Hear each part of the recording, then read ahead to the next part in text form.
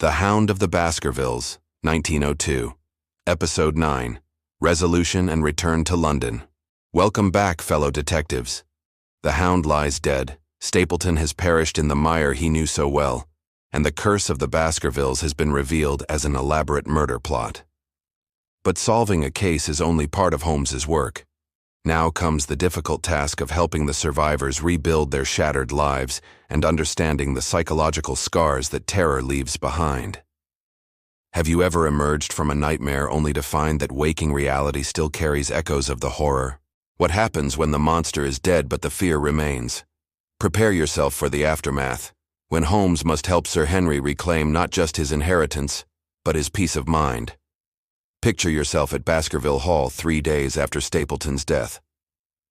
The house feels different now, lighter somehow, as if the oppressive weight has been lifted. Sunlight streams through windows that previously seemed to admit only gloom. But Sir Henry sits in the great hall looking exhausted and haunted, despite the danger being past. "I can't sleep," Sir Henry admits to Holmes and Watson. "Every time I close my eyes, I see that creature charging at me through the fog, those glowing eyes, those jaws. I know intellectually that it was just a dog, a large, trained dog painted with phosphorus. But my body doesn't know that. My heart races, my hands shake, and I wake up screaming." Holmes listens with unusual sympathy. "What you're experiencing is entirely normal, Sir Henry. You were subjected to calculated psychological terror, designed to exploit your deepest evolutionary fears. The human mind developed to fear large predators and darkness. It's instinct, not weakness. Give yourself time to heal."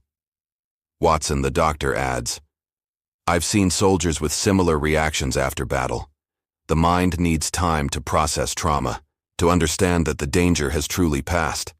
But it will pass, I promise you. The nightmares will fade, the fear will diminish. You'll reclaim your life." Think about the nature of psychological trauma, detective. Holmes solved the mystery, killed the hound, exposed the murderer. But he cannot simply erase the terror from Sir Henry's memory. Some scars are invisible, but no less real for being intangible. The legal aftermath proves complex. Beryl Stapleton, or rather Mrs. Roger Baskerville, faces potential charges as an accessory to murder.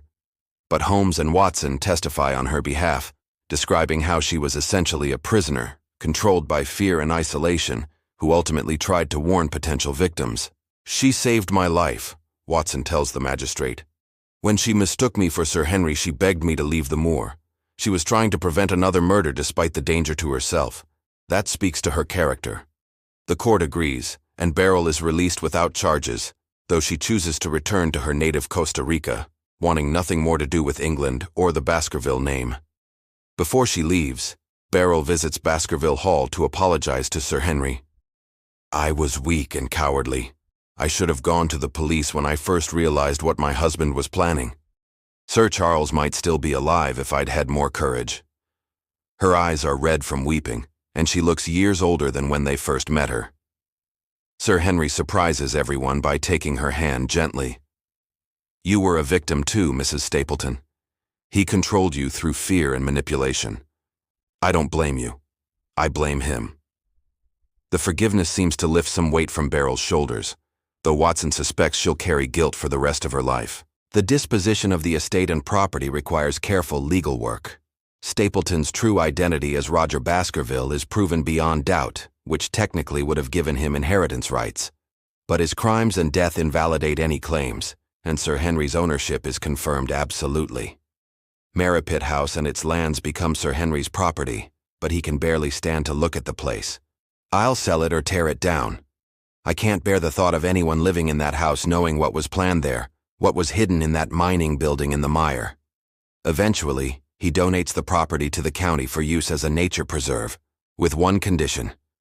The old mining building must be demolished completely. The hound's body is buried in an unmarked grave on the moor. "Some have suggested preserving it for scientific study," Holmes mentions, "but I convinced them otherwise. That creature was an abomination, a perversion of breeding science turned to murder. Better it's forgotten entirely." Sir Henry agrees emphatically. "I never want to see or think about that beast again." Dr. Mortimer proves to be a steadfast friend during this difficult time. He visits daily, helping Sir Henry with estate business and providing medical care for his trauma symptoms. "You're going to be fine," Mortimer assures him. "You're young, resilient, and you have your whole life ahead of you. Baskerville Hall will be a home again, not a place of fear." But Mortimer also carries guilt.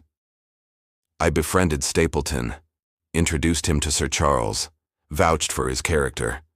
If I'd been more suspicious, more careful..." Holmes interrupts. "Dr. Mortimer, Stapleton fooled everyone for years. His false identity was expertly constructed and maintained. You had no reason to suspect him. The only person responsible for these crimes is Stapleton himself." The Barrymores remain at Baskerville Hall, their position secured despite their harboring of the escaped convict Selden. Sir Henry is surprisingly understanding. "Barrymore was protecting his wife's brother. I might have done the same in his position. Besides, Selden has been recaptured and returned to prison. The matter is closed." Actually, the matter of Selden takes an unexpected turn. The convict is found dead near one of the stone huts on the moor, apparently having fallen from a cliff while trying to escape the soldiers. Holmes examines the body and notices something curious. Selden is wearing some of Sir Henry's old clothes, discarded items that the Barrymores had given him. In the darkness and fog, Holmes theorizes, Stapleton must have mistaken Selden for Sir Henry. He may have released the hound to attack what he thought was his target. Selden, terrified by the creature, ran blindly and fell to his death. In a way, the convict may have inadvertently saved Sir Henry's life by being in the wrong place at the wrong time. Can you see the tragic irony here, Detective? Selden, a murderer himself, became an accidental victim of another murderer's plot. The circle of violence claims unexpected casualties, showing how evil spreads ripples of destruction far beyond its intended targets. As arrangements are made for the return to London, Sir Henry makes an important decision. "I'm going to stay at Baskerville Hall. This is my home, my inheritance, my responsibility. I won't let Stapleton's evil drive me away from what's rightfully mine, but I'm making changes. First, I'm installing electric lighting throughout the house. No more dark corridors and gloomy corners. Second, I'm hiring a full staff to make this place feel lived in and welcoming rather than like a Gothic nightmare.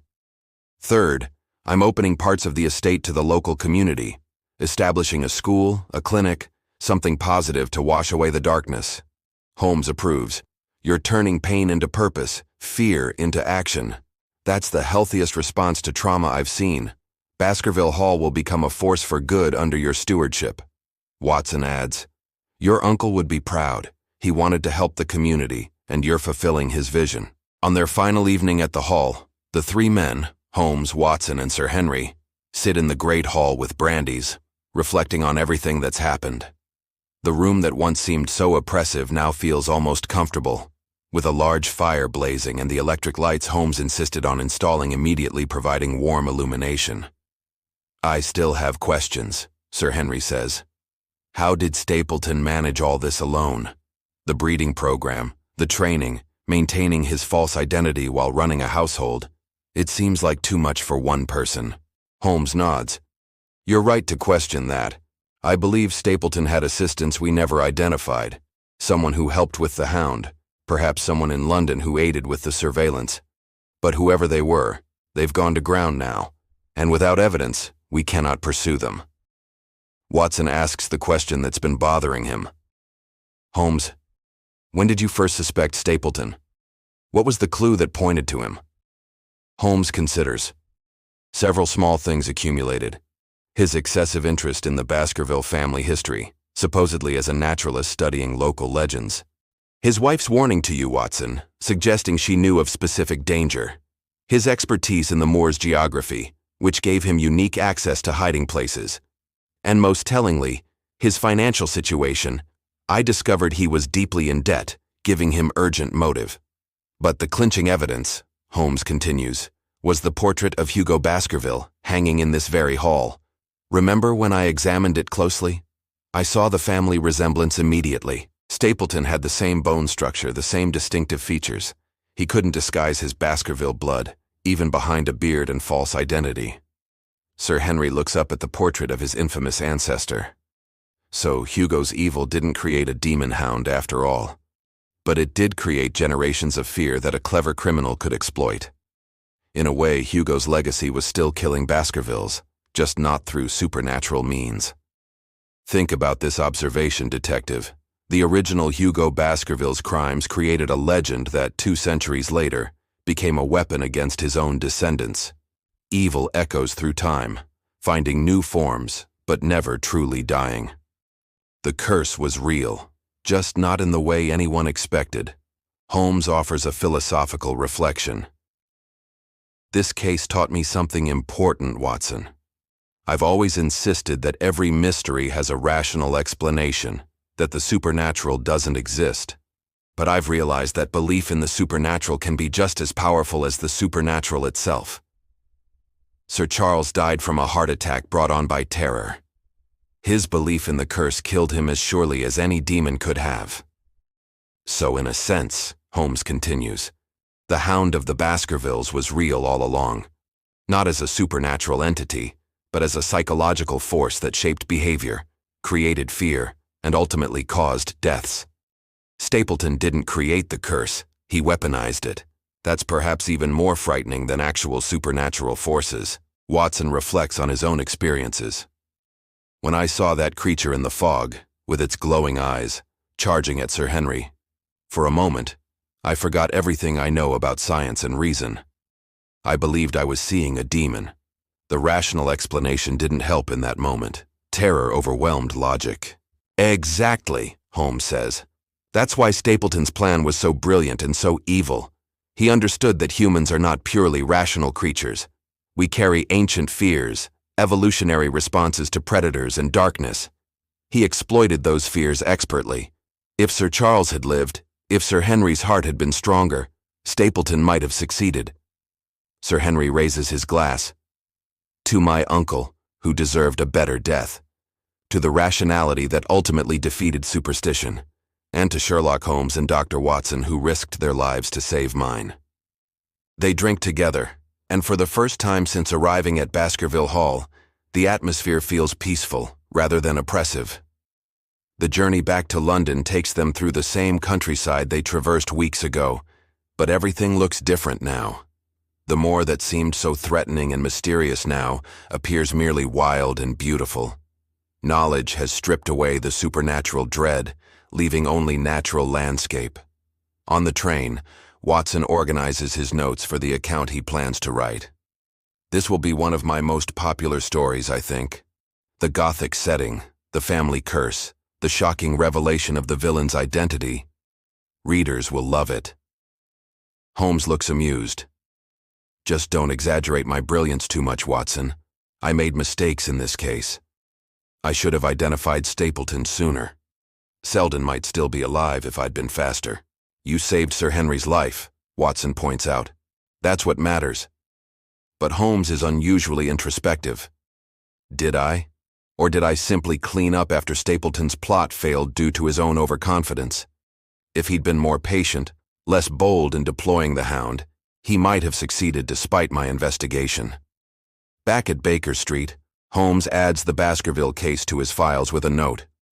A reminder that the most dangerous criminals are not those who use obvious violence, but those who understand psychology and can manipulate fear. Also a reminder that I must never become so confident in rationality that I dismiss the very real power of irrational fear. 6 months later, Watson receives a letter from Sir Henry.